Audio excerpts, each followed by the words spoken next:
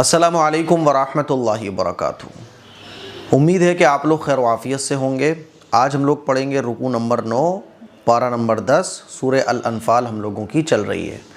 میں آپ لوگوں کا شکریہ ادا کرنا چاہتا ہوں کہ آپ لوگوں نے ڈیجیٹل بورڈ اور قرآن کی کلاس ریڈی کروانے میں جتنا تعاون کیا، اللہ آپ کے اس تعاون کو خوب قبول فرمائے۔ اور اللہ کے نبی کا ارشاد بھی ہے، لم یشکر الناس لم یشکر اللہ، کہ جو لوگوں کا شکر ادا نہیں کرتا وہ اللہ کا بھی شکر ادا نہیں کر سکتا۔ تو یہ سنت نبوی بھی ہے کہ ہم ایک دوسرے کا شکریہ ادا کریں۔ تو آپ لوگ جب میرا اتنا شکریہ ادا کرتے ہیں تو میں آپ لوگوں کا شکریہ کیوں نہ ادا کروں کہ آپ لوگوں نے ایک آواز پر ڈیجیٹل بورڈ کا انتظام کروایا اور آپ لوگ ذریعہ بنے، آپ لوگوں نے اس خیر کے کام میں شرکت کی۔ اور کل تک تو میں بہت ٹینشن میں تھا کیونکہ 4 دن بعد وہ آ رہا ہے ڈیجیٹل بورڈ لے کے، یعنی وہاں سے نکل گیا ہے، وہ پہنچنے میں 3-4 دن لگیں گے۔ تو تقریباً 1 لاکھ روپے 1,05,000 کے قریب ہمارے پاس آ گئے تھے، لیکن ظاہر سی بات ہے ابھی 45% اماؤنٹ اور جمع ہونا تھا۔ کل کوئی ڈاکٹر صاحبہ ہیں، میں ان کا نام نہیں لینا چاہوں گا، کل میرے پاس میسج آتا ہے 19,999 روپے آپ کو ریسیو ہوئے ہیں۔ جب میں نے دیکھا تو کوئی ڈاکٹر صاحبہ ہیں،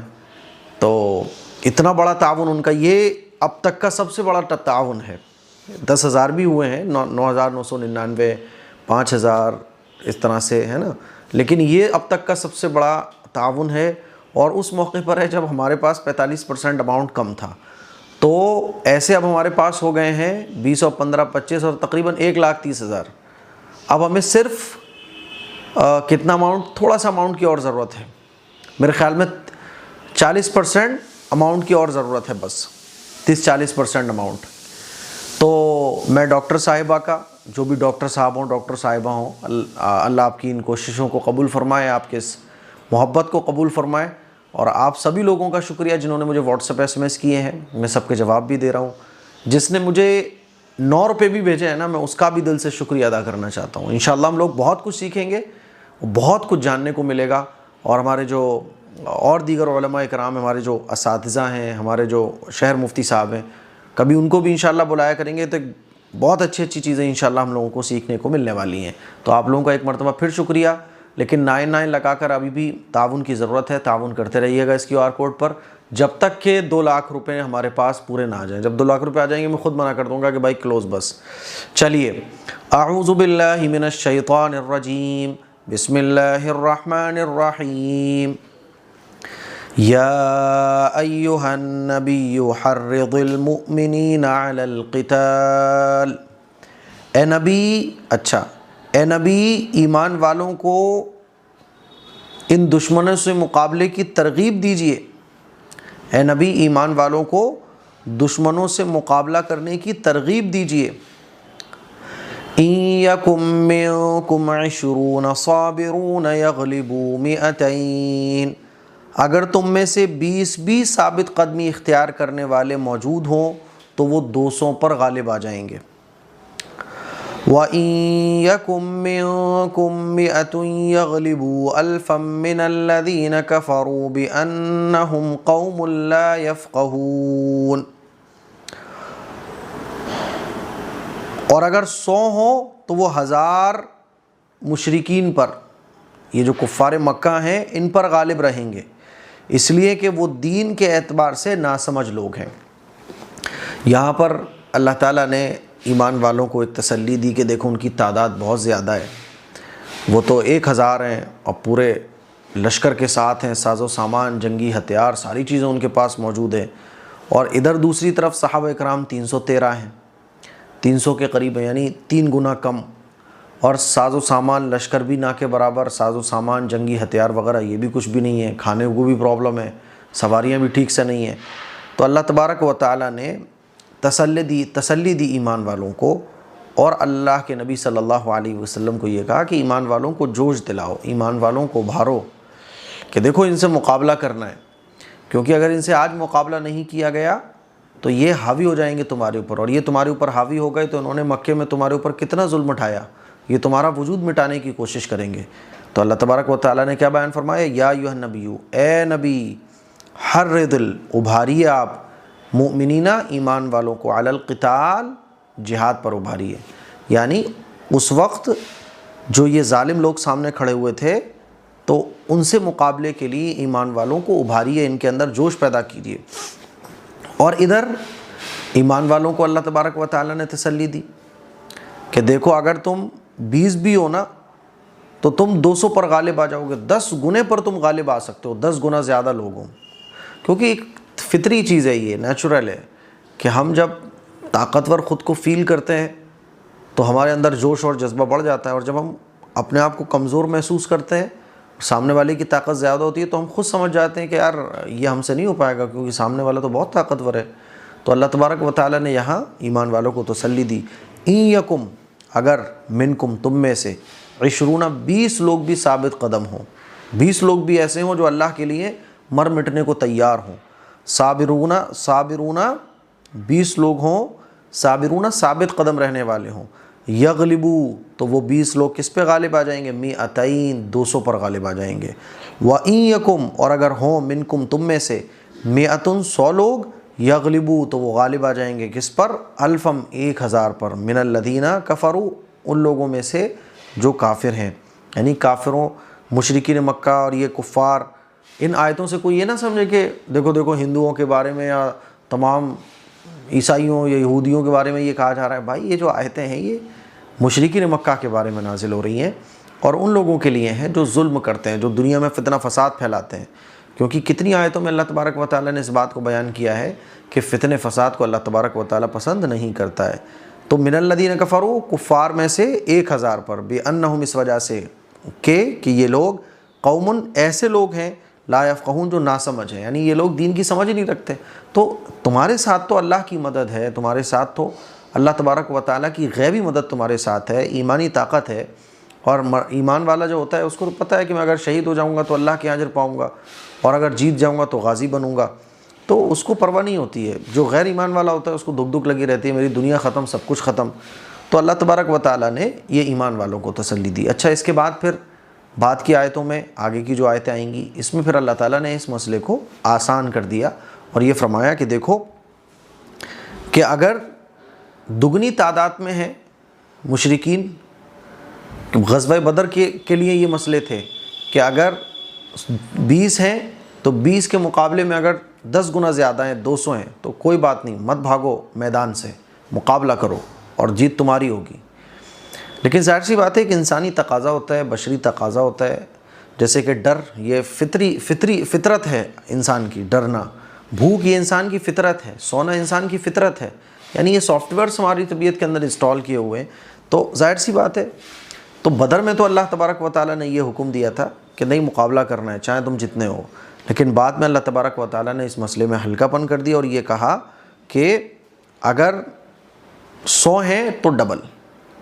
100 صحابہ اگر ہیں، یعنی 100 لڑنے والے ہیں اسلام کے لیے، تو اگر سامنے والوں کی تعداد 200 ہے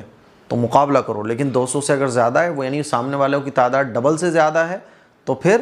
حکمت کے تحت جو صورتحال ہو اس کو اختیار کیا جا سکتا ہے۔ دیکھیے آگے کی آیت ہے،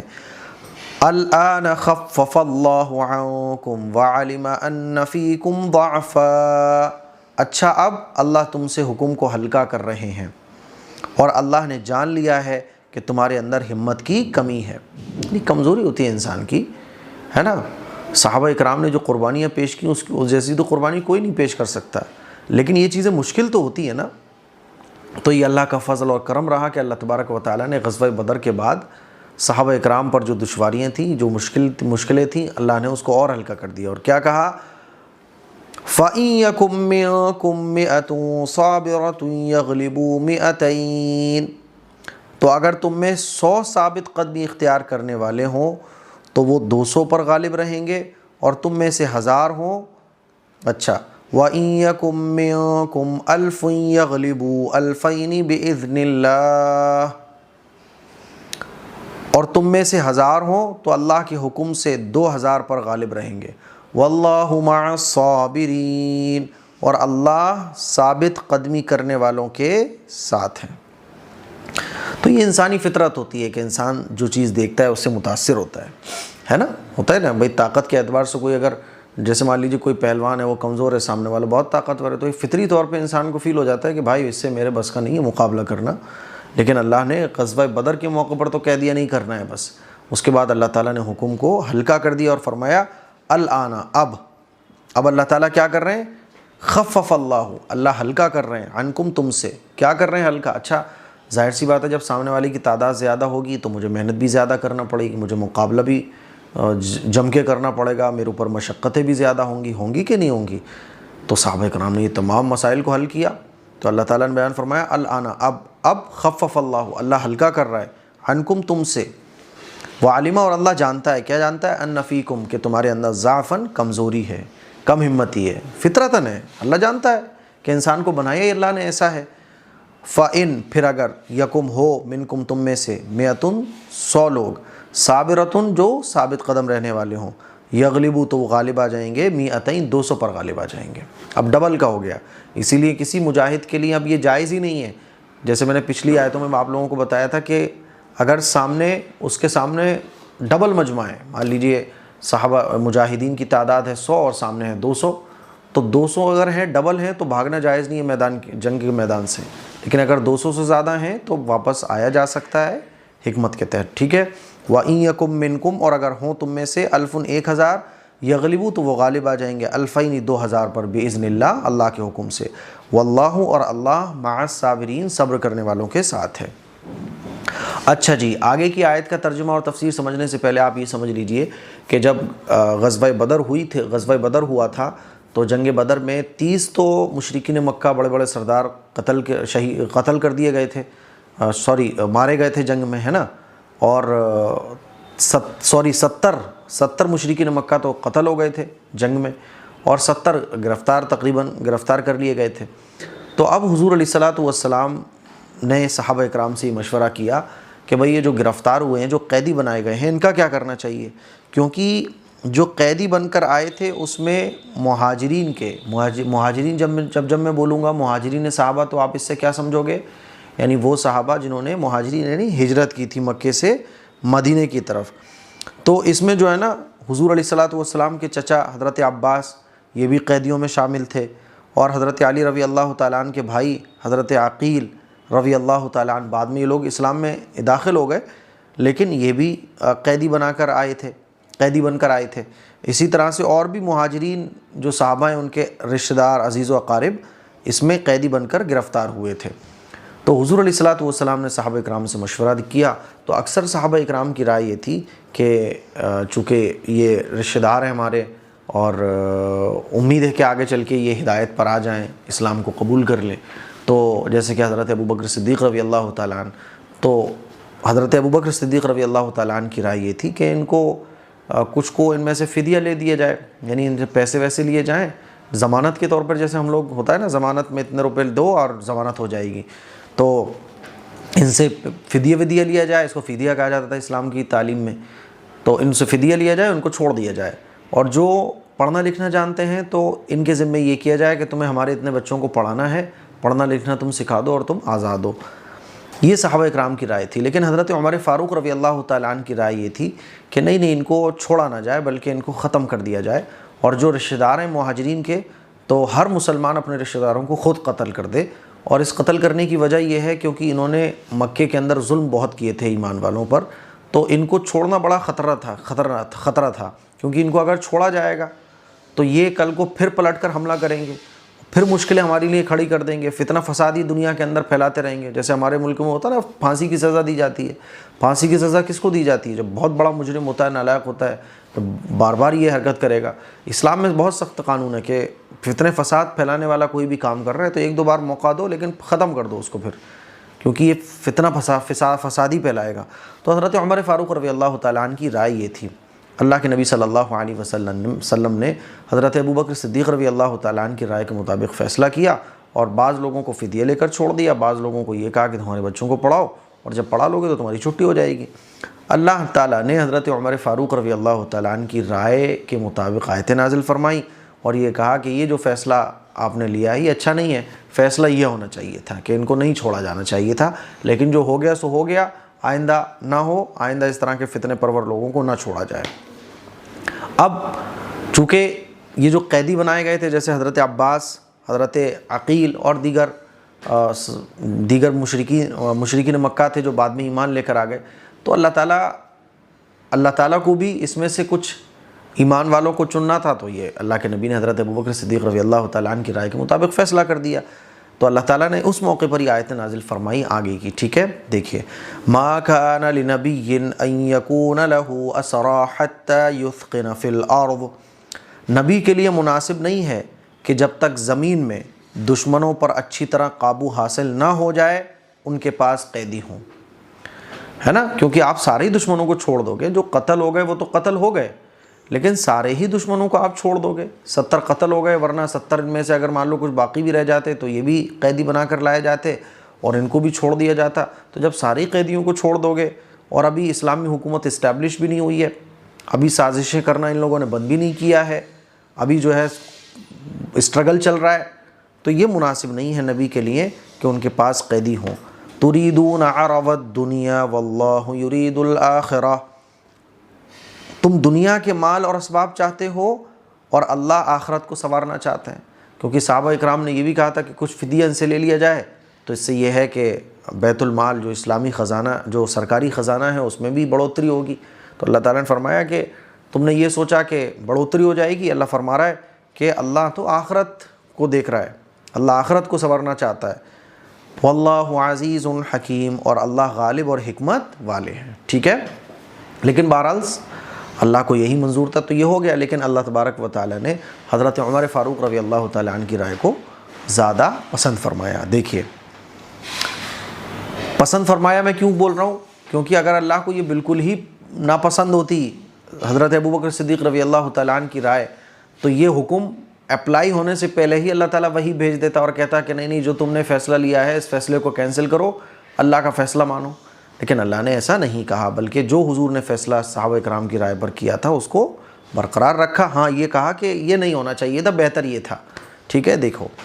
ما کانا, اور نہیں ہے مناسب, لنبی کسی نبی کے لیے, ان یکون لہو کہ اس کے پاس ہو, اسرا قیدی, حتی یہاں تک کہ وہ, جب تک کہ وہ قابو نہ پالے, یسخنا قابو نہ پالے دشمنوں پر, فی الارض زمین میں, تریدونا تم چاہتے ہو, عرض الدنیا دنیا کا سامان, واللہ اور اللہ چاہتا ہے, یرید چاہتا ہے آخرہ آخرت کا سامان, واللہ اور اللہ عزیز زبردست ہے, حکیم اور حکمت والا ہے. آگے دیکھیے, آگے اللہ تعالیٰ بیان فرما رہا ہے, لولا کتاب من اللہ سبق لمسکم فیما اخذتم عذاب عظیم, اگر اللہ کی طرف سے پہلے سے طے نہ ہوتا تو جو کچھ تم نے لیا ہے اس کی بنا پر تم پر کوئی بڑا عذاب آ پکڑتا. اس آیت کا مطلب کیا ہے؟ اللہ تبارک و تعالیٰ, اس کے دو مطلب ہیں. ایک تو یہ کہ یہ جو فیصلہ ہوا ہے کہ دشمنوں کو چھوڑ دیا تم لوگوں نے, ہے نا, تو اگر یہ پیغمبر نہ ہوتے تمہارے درمیان تو اللہ کا عذاب بھی آ سکتا تھا. ایک دوسرا مطلب اس کا یہ ہے کہ اللہ کے یہاں یہی طے تھا, ہے نا, اللہ کے فیصلے میں یہی طے تھا. اگر اللہ کے یہاں یہ طے نہ ہوتا, یا اللہ اگر اس کو نہ چاہتا, تو پھر تم ایسا اگر کر لیتے, کیونکہ میں نے بتایا نا کہ پیغمبر علیہ الصلوۃ والسلام نے صحابہ کے مشورے سے طے کیا, تو یہ دشمنوں کے قیدیوں کو چھوڑ دینا اتنی آسانی سے, یہ تو عذاب ایک طریقے کا, ایک مطلب یہ ہے. ٹھیک ہے, لولا اگر نہ ہوتا, کتاب طے کیا ہوا, من اللہ اللہ کی طرف سے, سبق پہلے سے, لمسکم تو تم کو پکڑ لیتا, فیما جو کچھ تم نے لیا ہے اس کی وجہ سے, عذاب عظیم بڑا عذاب. لیکن نہیں پکڑا کیونکہ اللہ نے پھر اسی میں خیر رکھ دی کہ کچھ جو قیدی ہیں وہ ایمان لے کر آ گئے. آگے دیکھیے, فَكُلُوا مِمَّا, اچھا مال غنیمت, جیسے میں نے آپ لوگوں کو بتایا تھا کہ مال غنیمت پہلے جتنی قومیں گزری ہیں اس میں حرام تھا, ہے نا, تو یہ جو مال غنیمت تم نے لیا ہے اور اس کے بدلے میں قیدیوں کو چھوڑ دیا, پیسہ لے کے قیدیوں کو چھوڑ دیا دشمنوں کو, تو یہ تمہارے لیے حلال ہے. ورنہ یہ چیزیں ایسی ہیں کہ جس سے عذاب آ جاتا ہے, لیکن اللہ کا فضل و کرم ہے کہ اللہ نے یہ تمام چیزوں کو تمہارے لیے حلال کر دیا ہے. فَكُلُوا تو تم کھاؤ, مما غنمتم حلالا طیبا تو جو کچھ حلال اور پاکیزہ مال غنیمت تم نے حاصل کیا ہے اس میں سے کھاؤ. اب جو ہو گیا وہ ہو گیا, کھاؤ پیو مزے کرو, کوئی بات نہیں. وَاتَّقُوا اللَّهَ إِنَّ اللَّهَ غَفُورٌ رَحِيمٌ, اور اللہ سے ڈرتے رہو, بے شک اللہ معاف کرنے والا اور بڑا مہربان ہے. جیسے ہوتا ہے نا, کبھی کبھی ہمارے بچے ایسے کوئی کام کر لیتے ہیں جو ہم چاہتے تھے کہ نہ کریں, لیکن کر لیا تو اتنا بڑا کوئی مسئلہ نہیں ہے, ٹھیک ہے کوئی بات نہیں, لیٹ اٹ بی. फ़कुलू तो खाओ, मिम्मा उसमें से, गनिमतुम जो तुम्हें माल गनीमत के तौर पर हासिल है, हलालन तय्यबा पाकीज़ा और हलाल, वत्तकुल्लाह और तुम अल्लाह से डरो, इन्नल्लाह बेशक अल्लाह गफ़ूरुर रहीम मग़फ़िरत करने वाला है, रहीम और मेहरबान है। तो ये आज का हमारा रुकू नंबर 9 कंप्लीट हो गया है। मुझे उम्मीद है आपको अच्छे तरीके से समझ आ गया होगा।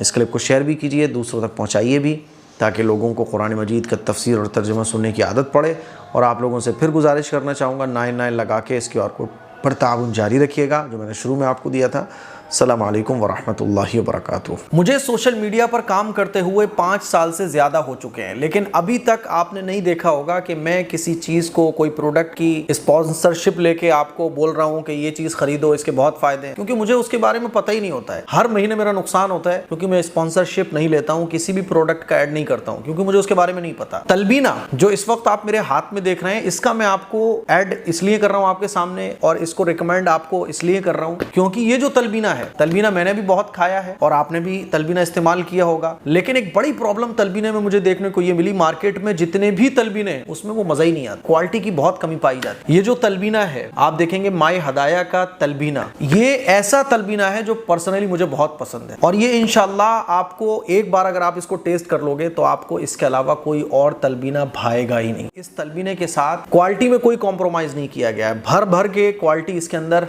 रखी गई है। आप देख सकते हैं कि इसके अंदर बार्ले फ्लोर है, कैशू है, रेजिन्स हैं, डेट्स, पिस्ता, आमंड और बहुत सारी ताकत की चीजें इसमें मिलाई गई हैं। और तलबीने के फायदे क्या हैं आप लोग गूगल कर सकते हैं, बेशुमार फायदे तलबीने के हैं। हम लोग जो है ना जिम करने वाले बंदे खास तौर पर क्या करते हैं ना, वो ताकत के लिए प्रोटीन के डिब्बे पी रहे हैं और वो पाउडर के डिब्बे खा रहे हैं, वो डोले बनाने के लिए जो है ना पाउडर पी रहे हैं जो नुकसान पहुंचाते हैं बॉडी को। ताकत के लिए आप तलबीना खा सकते हैं, जिस्म में कमजोरी है आप इस तलबीने को यूज कर सकते हैं। उठते बैठते आंखों में अंधेरा आ जाता है, दिल की बीमारियों को दूर करने के लिए और वजन को कम करने के लिए, जिस्म को सेहतमंद रखने के लिए, कमजोरी को दूर करने के लिए बेशुमार फायदों में तलबीना फायदा पहुंचाता है। अल्लाह के नबी सल्लल्लाहु अलैहि वसल्लम के जमाने में तलबीने को बहुत पसंद भी किया जाता था, इसीलिए आप एक बार इस तलबीने को जरूर ट्राई कीजिएगा। मैं आपको गारंटी दे रहा हूं कि ये तलबीना आपको बहुत पसंद आने वाला है। ऑर्डर करने के लिए आप इस नंबर पर भी जा सकते हैं और वेबसाइट myhadaya.in इस वेबसाइट पर भी आप विजिट कर सकते हैं। मैं आपको फिर बोल रहा हूं कि इस तलबीने को यूज करने के बाद, क्योंकि मैं इसको पर्सनली यूज कर रहा हूं, इस तलबीने को यूज करने के बाद आपको कोई और तलबीना पसंद नहीं आएगा, इतना इसके अंदर आपको क्वालिटी वाइज आइटम देखने को मिलने वाला है। तो ऑर्डर कीजिए, अभी दुआओं की गुजारिश है, और इसको रिकमेंड भी कीजिए। और जो लोकल चीजें हैं इधर उधर की जो पाउडर वगैरह से बनती हैं, ये देसी आइटम है, इसको इस्तेमाल कीजिए ताकि जेन्युइन फायदा, जो रियल फायदा है वो आपकी बॉडी को मिल सके। अस्सलाम वालेकुम वरहमतुल्लाहि वबरकातुहू।